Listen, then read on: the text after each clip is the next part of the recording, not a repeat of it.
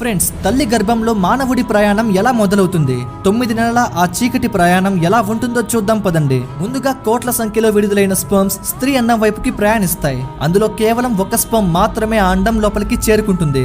Sperm లోపలికి చేరిన తర్వాత ఆ సింగిల్ సెల్ 2గా, 2 4గా, 4 8గా ఇలా కొన్ని లక్షల సెల్స్ కలిపి జైగాట్ అని పిలువబడే సెల్ ఫామ్ అవుతుంది. ఆవగింజంత సైజులో ఉండే ఆ సెల్లోనే మన మొదటి గుండె చెప్పుడు మొదలవుతుంది.